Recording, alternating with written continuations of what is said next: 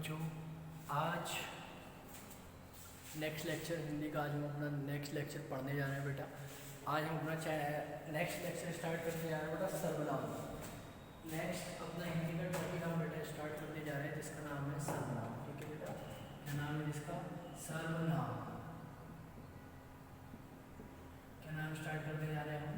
सर्वनाम। अब आज का हमारा जो टॉपिक है उसका नाम है सर्वनाम। सर्वनाम की डेफिनेशन क्या होती है कि वे शब्द जो संज्ञा के स्थान पर प्रयोग किए जाते हैं। कौन से? सर्वनाम की डेफिनेशन अगर लिखना चाहे तो लिख लेना कि वे शब्द जो संज्ञा के स्थान पर प्रयोग किए जाते हैं। वे शब्द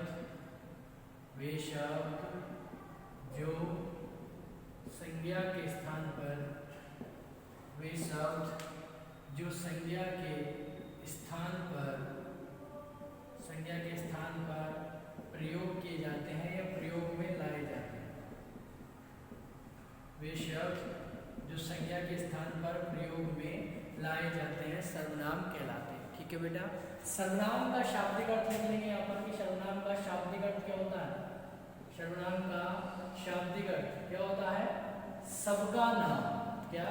सर्वनाम से लिया, सब का मतलब सब और नाम का मतलब नाम। तो सर्वनाम का शाब्दिक अर्थ क्या हो जाता है बेटा? सबका नाम। क्या हो जाता है बेटा? सर्वनाम का शाब्दिक अर्थ सबका नाम। ठीक है बेटा, सर्वनाम का शाब्दिक अर्थ सबका नाम और सर्वनाम की परिभाषा वे शब्द जो संज्ञा के स्थान पर या संज्ञा के स्थान पर प्रयोग में लाए जाते हैं, संज्ञा के स्थान पर बोले जाते हैं। ठीक है, या संज्ञा के स्थान पर प्रयोग किए जा सकते हैं। तीनों ही तरह से या संज्ञा के स्थान पर प्रयोग में लाए जाते हो या संज्ञा के स्थान पर बोले जाते हो या संज्ञा के स्थान पर प्रयोग किए जा सकते हो। ठीक, तीसरी बात यहाँ पर लिखना, सर्वनाम के भेद कितने होते हैं? 6। सर्वनाम के भेद कितने होते हैं बेटा? 6। सर्वनाम के भेद कितने होते हैं बेटा? 6। ठीक, पहला भेद, पहले हम सारे भेद के बारे में डिस्कस करेंगे। कौन कौन से भेद होते हैं? हमारा पहले हो जाता है हमारा निश्चयवाचक सर्वनाम। कौन सा आता है? निश्चयवाचक सर्वनाम। बाद में अभी हम डिटेल में पढ़ने वाले हैं इनको। पहला होता है निश्चयवाचक, दूसरा आता है बेटा अनिश्चयवाचक, दूसरा आता है हमारा अनिश्चयवाचक सर्वनाम, तीसरा हमारा आता है बेटा प्रश्नवाचक सर्वनाम। प्रश्नवाचक सर्वनाम, तीसरा कौन सा आता है? प्रश्नवाचक सर्वनाम। चौथा आ जाता है हमारा निजवाचक सर्वनाम। कौन सा? निजवाचक सर्वनाम। कौन सा आ जाता है? निजवाचक सर्वनाम। पहला हमारा निश्चयवाचक, दूसरा अनिश्चयवाचक, तीसरा प्रश्नवाचक और चौथा निजवाचक सर्वनाम। पांचवा संबंधवाचक सर्वनाम। पांचवा संबंधवाचक सर्वनाम। पांचवा आ जाता है हमारा संबंधवाचक सर्वनाम और लास्ट हमारा आ जाता है बेटा पुरुषवाचक सर्वनाम। कौन सा जाता है? पुरुषवाचक सर्वनाम। पुरुषवाचक सर्वनाम। ठीक, तो जो हमने बातें आज नोट करी है, पहली बात कौन सी? सर्वनाम कहते किसे हैं? सर्वनाम का शाब्दिक अर्थ सबका नाम। दूसरी बात, सर्वनाम के भेद कितने होते हैं? 6। और सर्वनाम के भेद कितने होते हैं बेटा? 6 सर्वनाम के क्या होते हैं? हमारे भेद होते हैं। सर्वनाम के 6 हमारे क्या होते हैं? भेद होते हैं। ठीक, सर्वनाम के क्या होते हैं? हमारे 6 भेद होते हैं। कौन कौन से? पहला निश्चयवाचक, दूसरा अनिश्चयवाचक, तीसरा प्रश्नवाचक, चौथा निजवाचक, पांचवा संबंधवाचक और छठा पुरुषवाचक। सही डेफिनेशन नोट कर देना, डेफिनेशन जो भी हमने लिखी है। ठीक है, चलिए फटाफट इसके भेद पढ़ते हैं।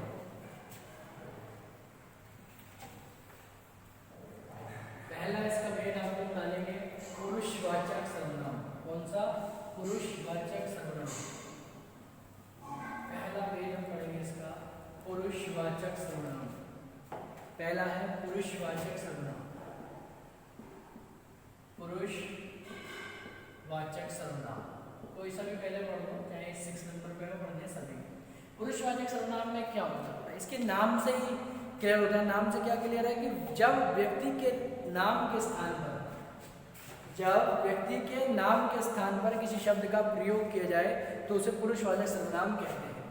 जब किसी व्यक्ति के नाम के स्थान पर किसी शब्द का प्रयोग किया जाता है जब किसी व्यक्ति के नाम के स्थान पर किसी शब्द का प्रयोग किया जाता है तो उसको हम क्या कहते हैं? पुरुषवाचक सर्वनाम। ठीक है, जब किसी व्यक्ति के नाम पर किसी शब्द का प्रयोग किया जाए तो उसे हम क्या कहते हैं? पुरुषवाचक सर्वनाम। देखने चाहो देखो कि जब किसी व्यक्ति के नाम पर, जब किसी व्यक्ति के नाम के स्थान पर, व्यक्ति के नाम के स्थान पर किसी शब्द का प्रयोग किया जाए, किसी शब्द का प्रयोग किया जाता है या प्रयोग किया जाता है तो उसे पुरुषवाचक सर्वनाम कहते हैं। क्लियर है? देखो होता है ये तीन प्रकार का होता है पुरुषवाचक सर्वनाम। पुरुषवाचक सर्वनाम कितने प्रकार का होता है बेटा? 3 प्रकार का ये सर्वनाम आपका होता है। आपने पढ़ा भी होगा। एक तो क्या क्या, एक तो वो होगा जो कहने वाला होगा। कौन? एक तो होता है कहने वाला, दूसरा सुनने वाला, कहने वाला, दूसरा हो जाता है बेटा सुनने वाला, और तीसरा जिसकी बात की जाए। 3 तरह के होते हैं जिसकी बात की जाए। समझ में आ रहा होगा बेटा? 3 ही तरह के सर्वनाम या पुरुषवाचक सर्वनाम 3 तरह के। मान लो कोई भी 3 की तरह की बात होगी। मान लो मैं हूं, मैं का मतलब कौन? जो कह रहा होगा, यानी कि कौन? सब्जेक्ट, यानी कि अगर हम कह सकें तो कर्ता। कौन? कर्ता।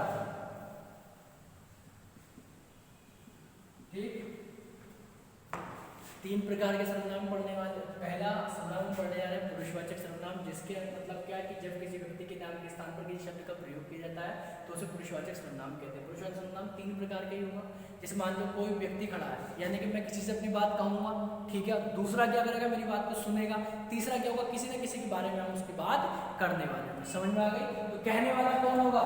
या तो मैं हो सकता हूँ और या आप हो सकते हो। ठीक है, दो ही तो होंगे, मैं होगा या हम होंगे। सॉरी, मैं होगा या हम होंगे। और ये बेटे आते हैं उत्तम पुरुष। 3 ही तो पुरुष होते हैं, मैं और हम। समझ रहे हैं मेरी बात को? दूसरा बीच वाला, हमेशा समझो कौन सा पुरुष होता है? बीच वाला मध्यम पुरुष। मध्यम पुरुष। और कौन सा जाता है हमारा? प्रथम पुरुषवाचक। प्रथम पुरुष भी कह सकते हैं। 3 प्रकार के तो होते हैं, हम पढ़ते हैं शब्द रूप वगैरह भी पढ़ेंगे तो उसमें क्या आता है? 3 प्रकार के होते हैं बस केवल। प्रथम पुरुष, उसके बाद दूसरा भी हमने पढ़े मध्यम पुरुष, और तीसरा कौन सा होता है बेटा? उत्तम पुरुष। इस तरीके से 3 तो पढ़े हमने। थर्ड पर्सन, फर्स्ट पर्सन और सेकंड पर्सन, ये तो पढ़ते आए ना। हमने इंग्लिश में पढ़े होते हैं कि फर्स्ट पर्सन होता है, सेकंड पर्सन होता है और हमारा थर्ड पर्सन होता है। ठीक है बेटा? तो उसी प्रकार से होते हैं हिंदी में भी कि प्रथम पुरुष, उत्तम पुरुष और मध्यम पुरुष। ठीक है ना? तो कहने वाला कौन होगा? मैं होगा या तो हम होंगे। ठीक, बहुत सारे होंगे या अकेला मैं ही होगा कहने वाला। ठीक है, सुनने वाला कौन होगा बेटा? हम होंगे और या तो आप होंगे। 2 ही तो होंगे। और ये किस में रखे गए? मध्यम पुरुष में। और इसमें कौन आ जाता है बेटा? जिसकी बात की जाए, यानी कि फर्स्ट पर्सन को थर्ड पर्सन को नहीं, यानी कि यह और वह। ध्यान रखना इस बात को। पुरुषवाचक सर्वनाम किसे कहते हैं बेटा? कि जब किसी व्यक्ति के नाम के स्थान पर किसी शब्द का प्रयोग किया जाता है तब उसे पुरुषवाचक सर्वनाम कहते हैं। पुरुषवाचक सर्वनाम 3 तरह का होता है, उत्तम पुरुष, मध्यम पुरुष और प्रथम पुरुष। फर्स्ट पर्सन, सेकंड पर्सन और थर्ड पर्सन। समझ लीजिए इस तरह से। कहने वाले कौन होंगे? या तो मैं होऊंगा या आप होंगे, यही तो होंगे। मैं होऊंगा या हम बहुत सारे, या मैं या बहुत सारे होंगे कहने वाले। लेकिन सुनने वाला कौन होगा? या तो हम होंगे या आप लोग होंगे। ठीक, इस तरह जिसकी बात की जाएगी या तो यह होगा या वह होगा। ठीक होगी? समझ में आ गई बात? इतने तो बात समझ में आ गई होगी। चलिए नेक्स्ट वाला हम दूसरा पढ़ने वाले हैं।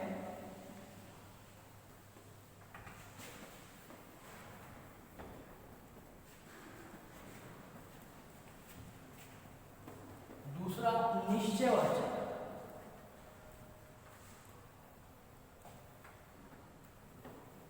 दूसरा हम पढ़ने वाले हैं बेटा निश्चयवाचक। दूसरा सर्वनाम, दूसरा हम पढ़ने वाले हैं कौन सा? निश्चयवाचक। निश्चयवाचक सर्वनाम। कौन सा सर्वनाम? निश्चयवाचक सर्वनाम। इसके नाम से पता चल रहा है कि कंफर्म चीज का क्या होना होगा बेटे? निश्चयता होगी। निश्चयता यानी कि कंफर्म होगी बात। क्या होगी? बात कैसी होगी हमारी? कंफर्म ही होगी।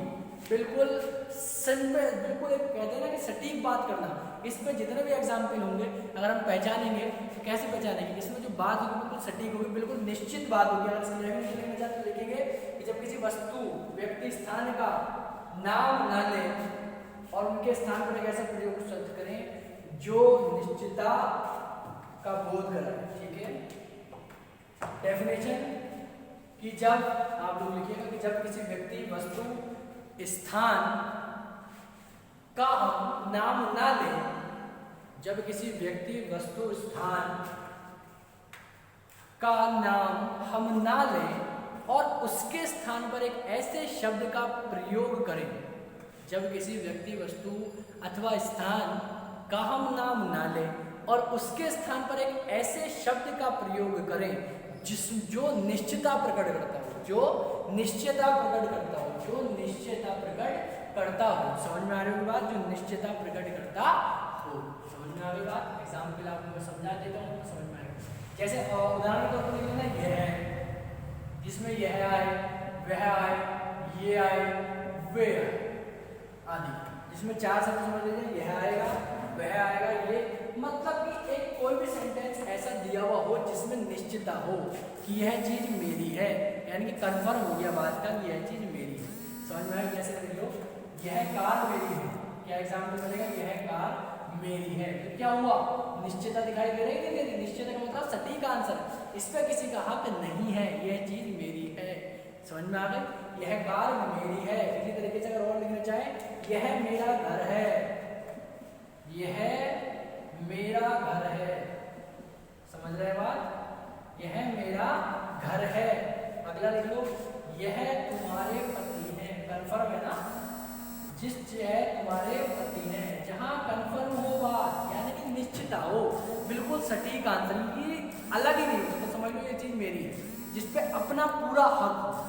समझ रहे हो मेरी बात को? यानी कि यह कार मेरी है, निश्चितता होगी नहीं होगी, यह कार मेरी होगी, कंफर्म होगी बेटा बात, तो समझ में आया होगा इस बात भी। अगला थर्ड वन हम लेने जा रहे हैं अपना अनिश्चय वर्ग। अब इसकी जगह पर थर्ड वन कौन ले रहे हैं? अनिश्चयवाचक सर्वनाम। तीसरा सर्वनाम हम अनिश्चयवाचक सर्वनाम, इसी का उल्टा है। अगर निश्चयवाचक समझ में आ गया होगा तो अनिश्चयवाचक जल्दी समझ में आ जाएगा। तीसरा सर्वनाम कौन है बेटा? अनिश्चयवाचक सर्वनाम। तीसरा सर्वनाम कौन है? अनिश्चयवाचक सर्वनाम। ठीक है, बात वही बिल्कुल सेम डेफिनेशन बनेगी कि जिन सर्वनामों में किसी निश्चित वस्तु के होने का बोध ना हो। इसके नाम से कंफर्म हो गया, देखो फिर दोबारा समझो, अनिश्चय, अनिश्चितता हो या निश्चितता का बोध ना हो। सीधी एक बात लिखेंगे यहाँ कि निश्चितता का बोध ना हो, निश्चितता का बोध ना हो। समझ रहा हूँ मेरी बात को कि जिन सर्वनामों में किसी निश्चितता, जिन सर्वनामों में किसी निश्चित वस्तु के होने का बोध ना हो। जैसे एग्जाम्पल लिख लेना कि इसमें आएगा केवल आपका कोई, कुछ, यानी कि चीज कंफर्म ना हो बेटा। समझ में आ गई बात? चीज का कंफर्म रहना ना हो या चीज का निश्चितता ना हो। शायद जैसे कि समझो दाल में कुछ गिर गया है, दाल में कुछ गिर गया है, दाल में कुछ गिर गया है। समझ रहे मेरी बात? कुछ यानी कि कंफर्म नहीं है। समझ रहे मेरी बात? इसके नाम से यह अनिश्चयवाचक, यानी कि चीज का कंफर्मेशन नहीं है। चीज का अगर कंफर्मेशन नहीं है तब तो अनिश्चयवाचक, अगर चीज की निश्चितता है, बिल्कुल कंफर्म पता है, तो किसमें चला जाएगा? निश्चयवाचक में। समझ में आ गई बेटा बात कि दाल में कुछ गिर गया है। तीसरा एक एग्जाम्पल और ले लेंगे इसका, रीना को कोई मिल गया है। जैसे रीना को कोई मिल गया है। अब ये नहीं पता कौन मिला है ना, तो हमें या तो चीज की अनिश्चितता हो यानी कि कंफर्म ना हो चीजें, तब तो आएगा अनिश्चयवाचक में, और चीजें कंफर्म में आ जाए यानी कि बिल्कुल कंफर्म पता हो तब आ जाएगा इसमें निश्चयवाचक में। ठीक है बेटा। अगला हम तीसरा पढ़ते हैं संबंधवाचक। तीसरा कौन सा है? संबंधवाचक सर्वनाम।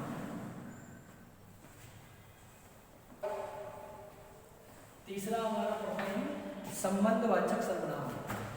अगला है हमारा तीसरा है संबंधवाचक सर्वनाम। तीसरा है ना, ये चौथा, सॉरी चौथा है संबंधवाचक सर्वनाम। संबंधवाचक सर्वनाम कौन सा है हमारा? संबंधवाचक सर्वनाम। संबंधवाचक सर्वनाम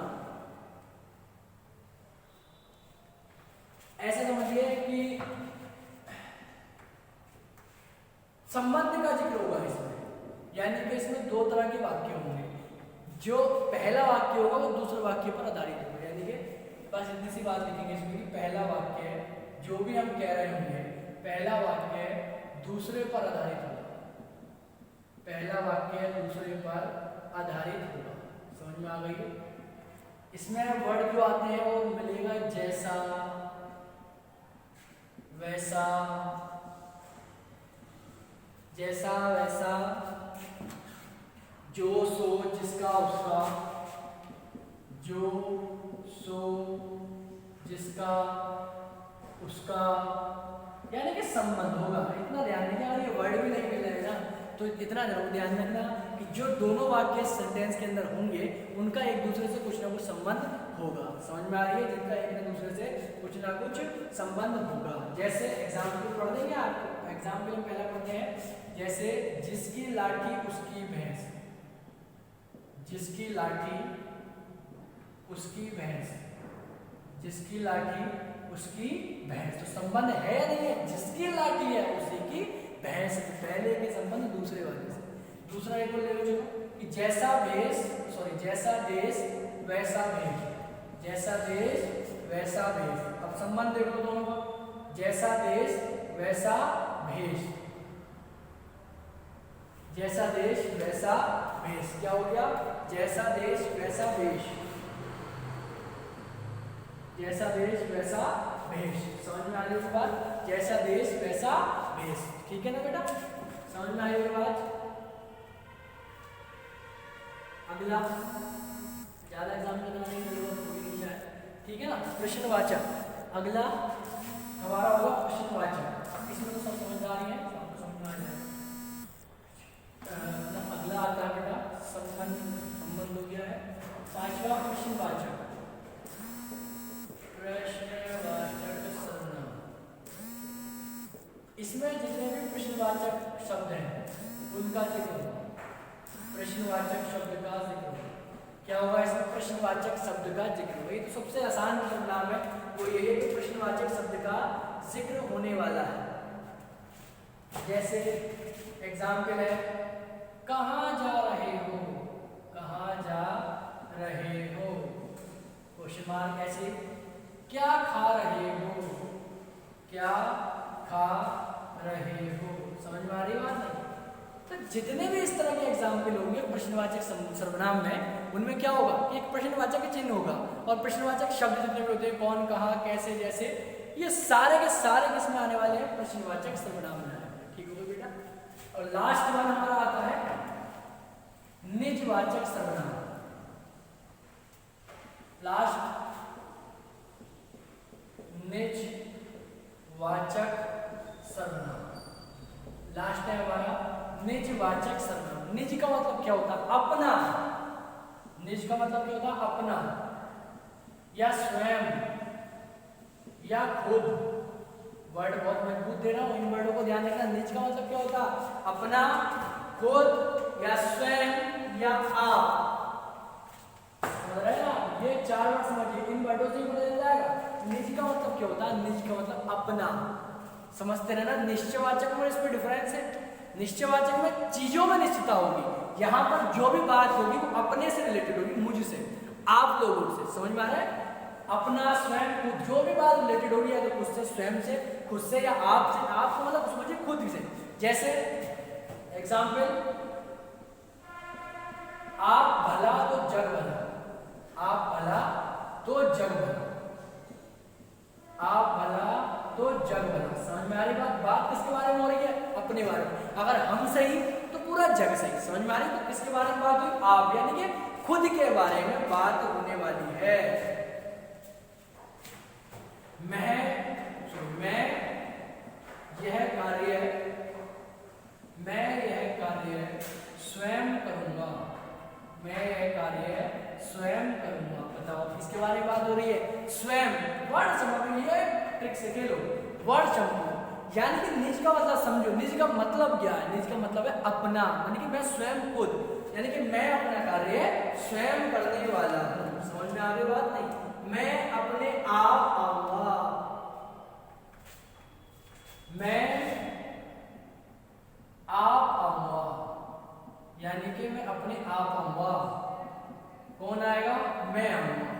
समझ में आ रही है बात, नहीं आ रही है? निज का मतलब है स्वयं, और स्वयं का मतलब कौन है, यानी कि मैं खुद हूँ। समझ में आ रही होगी मेरे बेटा बात? तो ये आज हमने क्या पढ़ा, अपना सर्वनाम के भेद पढ़े। सर्वनाम होता क्या है? सर्वनाम वो होता है जो संज्ञा के स्थान पर प्रयोग किया जाता है। सर्वनाम का शाब्दिक अर्थ क्या होता है? सबका नाम। सर्वनाम की डेफिनेशन क्या होती है कि वे शब्द जो संज्ञा के स्थान पर प्रयोग किए जाते हैं सर्वनाम कहलाते हैं। ठीक है, सर्वनाम के कितने भेद होते हैं? 6 भेद होते हैं। निश्चयवाचक, अनिश्चयवाचक, तीसरा संबंधवाचक, चौथा प्रश्नवाचक, पांचवा निजवाचक और छठा पुरुषवाचक। पुरुषवाचक 3 तरह के होता है, मैं और आप, प्रथम पुरुष, मध्यम पुरुष और उत्तम पुरुष। दूसरा निश्चयवाचक, निश्चयवाचक में चीजों में निश्चितता होगी। तीसरी बात अनिश्चयवाचक में चीजों में निश्चितता नहीं होगी। चौथी बात संबंधवाचक, पहले वाक्य दूसरे वाक्य पर कुछ ना कुछ संबंध जरूर होने वाला है। पांचवा प्रश्नवाचक, प्रश्नवाचक में क्या होगा? प्रश्नवाचक शब्द छुपे हुए होंगे। और छठा निजवाचक सर्वनाम, जितने भी बातें होंगी स्वयं के बारे में होंगी। अगर हम सही तो सब कुछ सही है। ठीक है बेटा, अगर अच्छा लगा हो वीडियो को लाइक करें, शेयर करें और चैनल को सब्सक्राइब करें याद से बेटा। ठीक है ना? ओके बेटा, थैंक यू।